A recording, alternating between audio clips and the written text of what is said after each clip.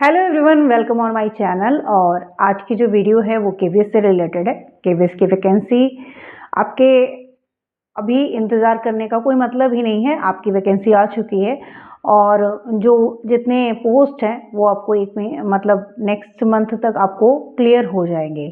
तो क्या सिलेबस रहेगा, किस तरीके से आपको आगे की तैयारी करनी है और कौन से बुक्स फॉलो करिए, इन सब बातों पे आज की ये वीडियो होने वाली है।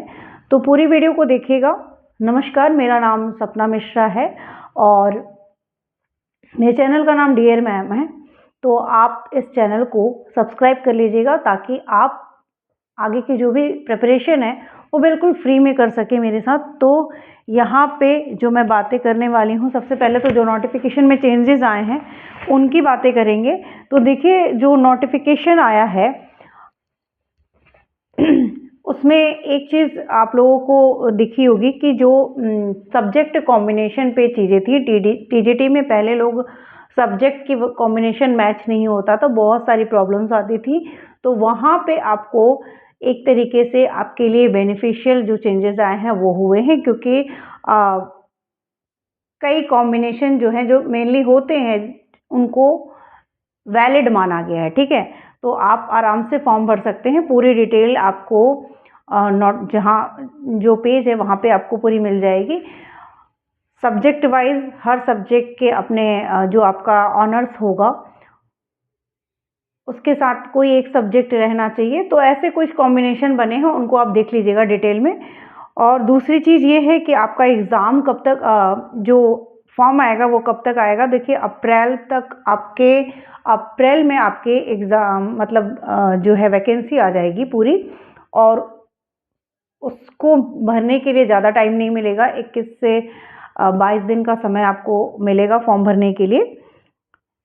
एग्ज़ाम भी बहुत जल्दी होगा। तो इन सारी चीज़ों को देखते हुए हमें अपनी तैयारी स्टार्ट कर देनी चाहिए।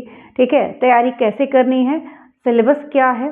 तो सिलेबस देखिए, सिलेबस के बारे में ही आज बात करेंगे। सिलेबस जो है आपका प्रीवियस सिलेबस बहुत जो था प्रीवियस जो इससे पहले जो आपका केवीएस हुआ है उसी में आपका सिलेबस चेंज हुआ था।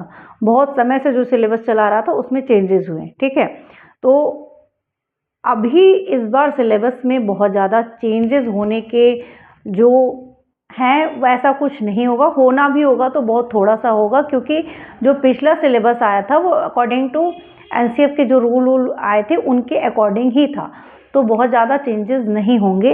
पिछला सिलेबस क्या था वो अगर मैं आपके साथ डिस्कस करूं तो आपको एग्ज़ाम के लिए ज़्यादा समय नहीं मिलने वाला। अप्रैल मई जून ये जुलाई में आपका एग्ज़ाम हो जाएगा। तो 2-3 महीने का समय फॉर्म भरने के बाद समझ लीजिए आपको 2 महीने का समय मिलेगा ज़्यादा से ज़्यादा।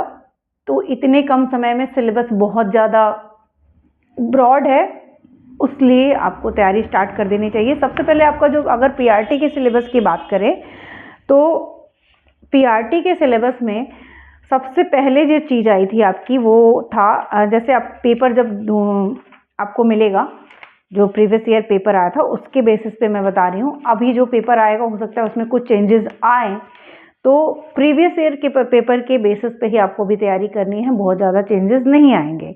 ठीक है, जैसे आपकी जनरल इंग्लिश आई थी 10 नंबर की।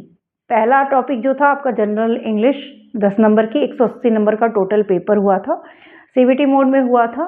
तो यहाँ पे 10 नंबर की इंग्लिश आई थी, 10 नंबर की हिंदी आई थी, जिसे हम जनरल हिंदी और जनरल इंग्लिश के नाम से बोल रहे थे। बहुत बेसिक क्वेश्चंस पूछे गए थे, बहुत ही बेसिक। अगर आप थोड़ा सा भी व्याकरण जानते हैं, इंग्लिश की ग्रामर जानते हैं तो आप आराम से कर लेंगे। ठीक है, उसके बाद आपसे जनरल अवेयरनेस और करंट अफेयर्स से कुछ टोटल मिला के आपके कितने क्वेश्चंस आए थे, एक सेकेंड,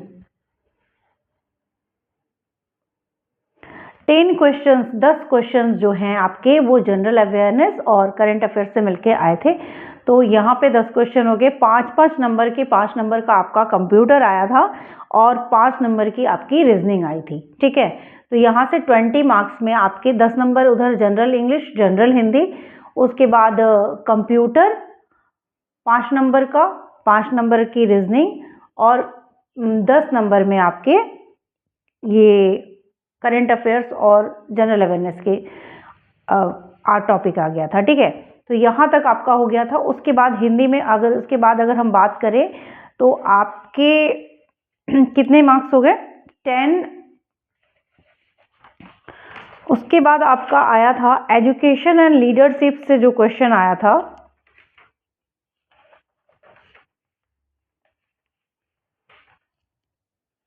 $60 मार्क्स का जो आपका एजुकेशन और लीडरशिप से क्वेश्चन आया था। ठीक है, तो इसमें आपको पूरा का पूरा बहुत ध्यान देने की ज़रूरत है क्योंकि 60 नंबर आपके यहाँ से आए थे। तो ये चीज़ हो गई। उसके बाद से आपके सब्जेक्ट कंसर्न जो है वो 80 मार्क्स का आया था।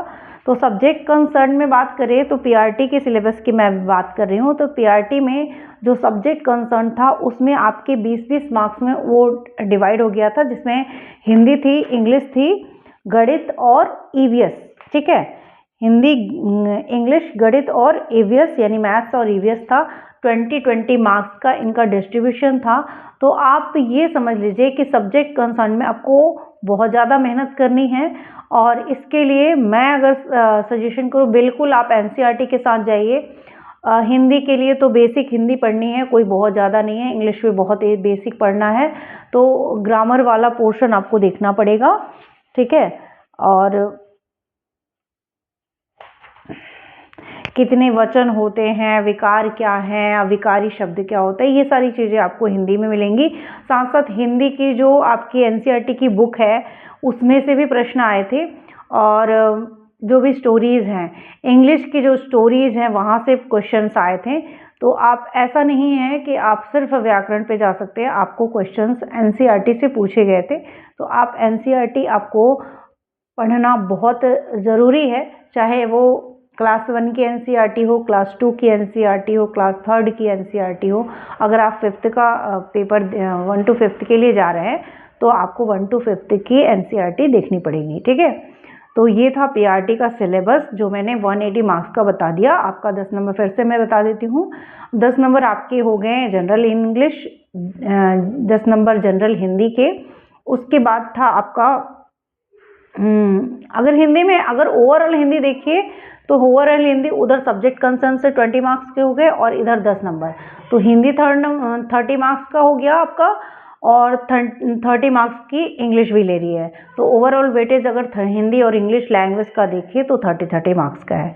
ठीक है, उसके साथ आपके ईवीएस है 20 मार्क्स का आ रहा है, मैथ्स 20 मार्क्स का आ रहा है, और जो रीजनिंग है वो 5 नंबर की है, 5 नंबर का कंप्यूटर था। 60 नंबर आपके एजुकेशन एंड लीडरशिप पे था, जिसमें आपको काफ़ी सीडीपी के क्वेश्चंस हैं, लीडरशिप के क्वेश्चंस हैं बहुत तगड़े, जिनकी प्रैक्टिस आपको बहुत अच्छे से करनी पड़ेगी। और ये जो एजुकेशन एंड लीडरशिप वाला ये पार्ट है, ये टीजीटी और पीजीटी में भी पूछा गया है, के सिलेबस में भी है, तो मैच करता है। तो अगर आप दोनों ही फॉर्म फिल कर रहे हैं, दोनों तो नहीं कर सकते अब क्योंकि आपका पीआरटी का अलग ही हो गया। तो बीएड वाले तो सिर्फ, अब पहले था कि दोनों ही फॉर्म फिल कर देते थे, बट अब तो बीएड वाले सिर्फ टीजीटी फॉर्म फिल करेंगे। तो यहाँ पे पीआरटी वालों के लिए आज जो है मैंने आपका सिलेबस डिस्कस कर दिया है। कोई और क्वेश्चंस पीआरटी के लिए अगर आपको पूछना हो तो आप पूछ सकते हैं। टीजीटी वालों के लिए क्या है वो मैं आपके नेक्स्ट वीडियो में, और पढ़ना स्टार्ट कर दीजिए क्योंकि समय कम है। ठीक है, मिलते हैं नेक्स्ट वीडियो में। चैनल को सब्सक्राइब कर लीजिएगा, जो भी जानकारी आएगी मैं आपके साथ शेयर करती रहूँगी। साइंस, ईवीएस, ये सारी चीज़ें आप टीजीटी से हैं, साइंस से हैं, या आपको ईवीएस की पीआरटी का कोई भी टॉपिक पढ़ना है तो वो आपको इस चैनल पे मिल जाएगा। ठीक है, साथ ही सीटेट, नेक्स्ट सीटेट की जो भी तैयारी करना चाहते हैं वो भी इस चैनल से ज़रूर जुड़ें। बहुत ही अच्छी खबर है कि कम से कम आप लोगों के पास एक जॉब की वैकेंसी आई है और एक मौका है अच्छा, उसको मौके को जाने मत दीजिए। और इस एग्ज़ाम को क्वालिफाई करने के लिए जितना भी मेहनत कर सकते हैं कर लीजिए, क्योंकि एजुकेशन लाइन में बहुत ज़्यादा वैकेंसीज आ नहीं रही हैं। तो जितनी जल्दी हो सके जॉब ले लीजिए, और इसके लिए जो भी आपको लगना पड़े लग जाइए, थोड़े काम को इधर उधर कर दीजिए, क्योंकि ये मौका फिर दोबारा नहीं मिलेगा। ठीक है, तो मिलते हैं नेक्स्ट वीडियो में, तब तक के लिए थैंक यू। वीडियो को लाइक ज़रूर कर दीजिएगा।